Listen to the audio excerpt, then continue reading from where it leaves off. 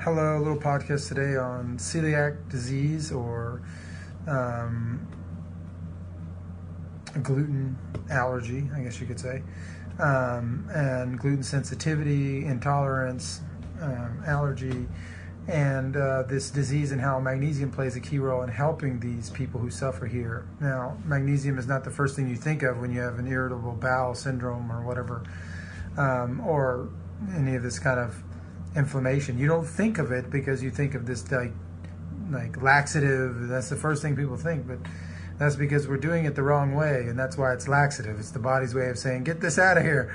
And so, but to be fair, the body's also saying, but I need a little bit of it because I'm deficient.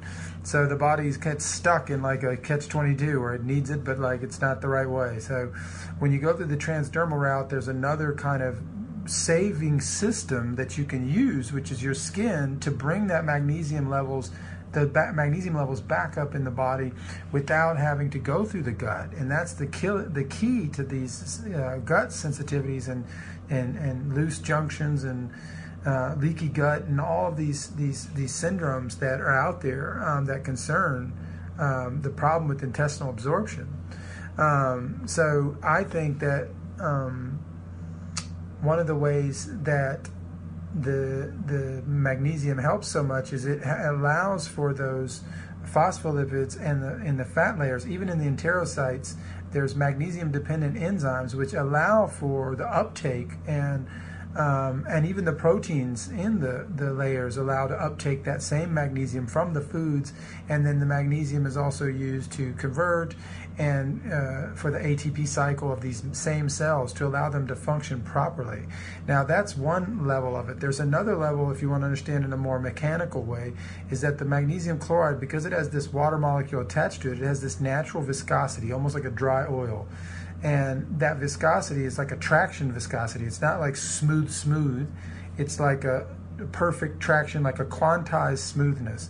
And so that allows for the proper functioning of the body. The body can rhythm itself around that traction and also have that viscosity to keep things from peroxidation and oxidation and everything else. So you need this kind of viscosity. So this viscosity is one of the keys to how we get these gut syndromes and especially celiac disease, because the magnesium is no longer in high enough. I mean, they've already proven that celiac disease and low magnesium they run hand in hand, and the reason is because the malabsorption. You're not being able to absorb as much. So when you're able to bring this in through the body, through the tissues, well, you start bringing in intracellular magnesium little by little through the body's natural mechanisms of bringing it in. First, it goes through the acidification processes, and then it goes through fat processes in the skin, and it creates its own food out of this little metal. And it also has the time to break that metal down. And so that allows the body to turn this into threonates and glycinates and citrates and all these beautiful things that we buy for a lot more money. It helps turn them into those in the body. And the body uses those as it needs from the chloride molecule. And this is basic science. I mean, when you eat like almonds and bananas, whatever it is, and it goes through the hydrochloric acid, well, that chloride molecule attaches to that magnesium, and you're back to magnesium chloride. You're back to that same substance which we have in the bottle, but it's being attached to things, and so it can be better absorbed. So this idea that celiac disease can be helped through turning up those levels and turning it up through the transdermal route, so we don't have to go through the gut. And this is how we can turn up our whole system without having to harm the system, which is the most fragile in that person's life. That one system can be left alone, so to speak, while you're healing and getting those tissues saturated. It can take up to 6 months to saturate fully the system, and to get the deficiency is not just overnight. It takes a while. It took me a year to get out of it, and I went through about 10 bottles. And I'm not saying this to sell anything. I'm just saying that it helped me to understand that it's not. There's a little bit of a challenge to it. A lot of people do it in like 4 or 5 bottles, 2, 3. But the most important thing is to just get started and get the benefits. And so all the other vitamins and minerals are going to be limited if magnesium is limited. It's going to be the limiting factor of all of them. And now studies keep coming out showing that a lot of our deficiencies can't be healed without synergy. You can't heal D without A, and you can't heal D without magnesium. And you can't heal A and D without vitamin K2. So they're all trying to come together and trying to show you that you need a trifecta of things, a threefold approach to be able to heal a lot of the things that we've been trying to, do in isolation. Oh, I'm just going to take more vitamin D. I'm going to take more calcium. I'm going to take this. So it needs a synergy, and it's healthier that way. And the body, the body's not as offset by one thing than the other. So yeah, celiac disease, transdermal magnesium is the key, because you're not going to be able to do it internally. It's going to come through another way, and it's going to help. It helps with the lactose. It helps with the viscosity. Actually helps from the lactose. And I mean, one of the famous things about magnesium is how it keeps bonds from being overly sticky. And so it does this in the blood and helps the blood thin. It's like a natural blood thinner, and through thromboxane and other elements in the blood. It's also anti-inflammatory, so with the smooth muscle tissue and the dilation and the things that it helps to stop the calcium vasoconstriction. And so it has these properties which all align themselves with the gut and irritable bowel syndrome, celiac, and all of these things in a general way. But then on a specific way, the viscosity also allows for the lack of overly sticky proteins to stick to that gut wall. If the magnesium is high enough, not only at a tissular level, which takes time, the long game, to build up those tissues with the right amount of magnesium in those tissues, but also the short game of the viscosity doing something live and active now as it's getting into the body in higher and higher doses through the skin. Now the skin is not weak. It's a very strong way to dose, because think about it. You got this whole ubiquitous surface. You can dose up. You can take much more through the skin. It is an organ. It does store vitamin D and magnesium.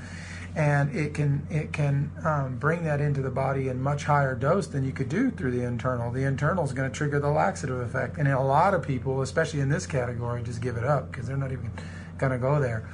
So this is a really powerful thing to know about. So yeah, hopefully that can be of help to someone.